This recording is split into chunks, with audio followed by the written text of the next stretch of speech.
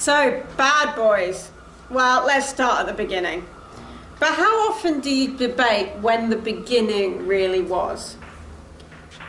When I hear a news article about a political situation or a financial one, I often ask, but how did we get here? In world news, understanding how we got here is often important to figuring out which of the many courses of action might work best in the future.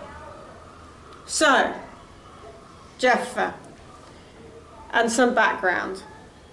The Israelites had again drifted away from God, and God said, I'm not going to pick up the pieces and rescue you again unless you change, unless you remember who I am.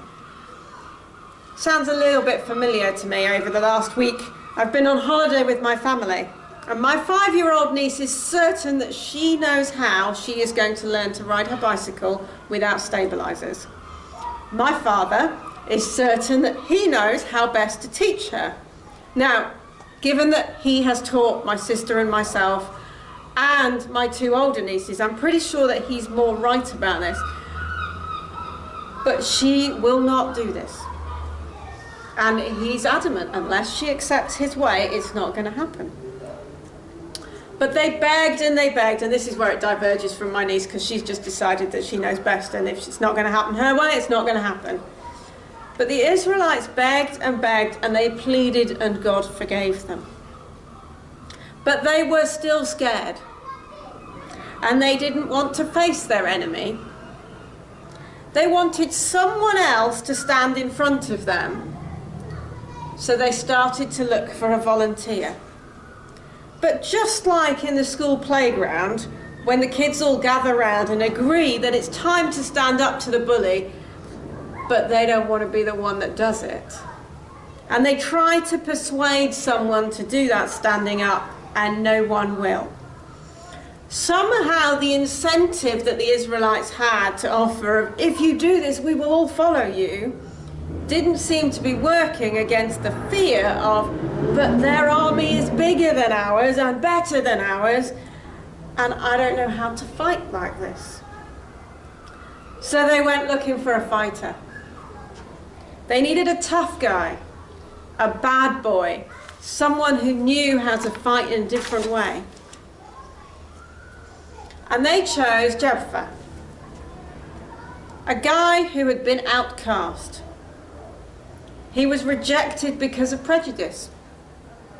Rejected because in an environment of scarcity, it was easier to kick out those they could rather than keep them and welcome them.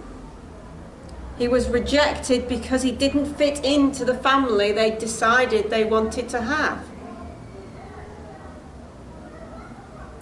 But he was a survivor. And because he was a survivor, he went off on his own and he made his own family.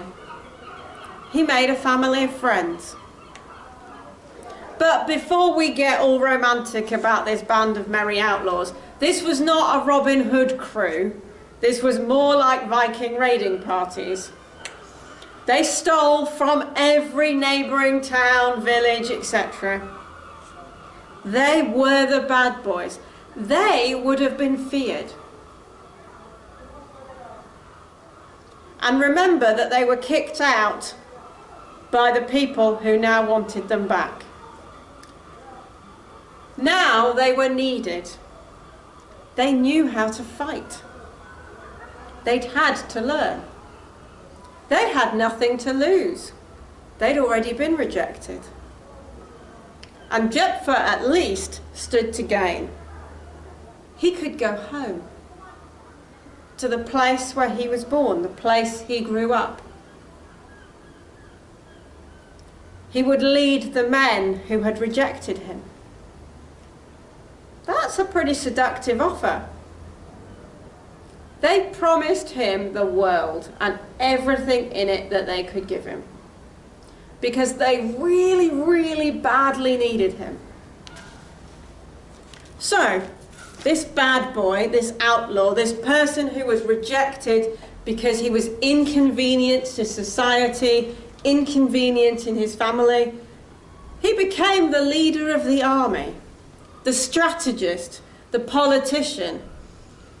He became the elder and the judge because the elders gave him the power. And if you read on a little bit, you'll find out how he did that. Don't read too far, because he then makes a deal with God and has to keep it, and it's not very nice. But in our world today, we can all think of moments when we've been rejected, where we've been excluded, where we've watched other people be rejected and excluded. And sometimes where those people have risen up, either by popular demand, by need, or by their own sheer determination, to become the leaders of the day. Sometimes good, sometimes bad. But if we look at this for us and ask one final question: are you a Jephthah or are you an elder? Are you the one who has been excluded, who is ready to stand up and lead the fight back to God? Or are you the one who has to apologize and beg someone to come back? Now, I will admit to having written this and realised that God was giving me a kick up the backside, to use Andrew's preferred language. So I leave with one question, with one final question. What is the battle that you are facing?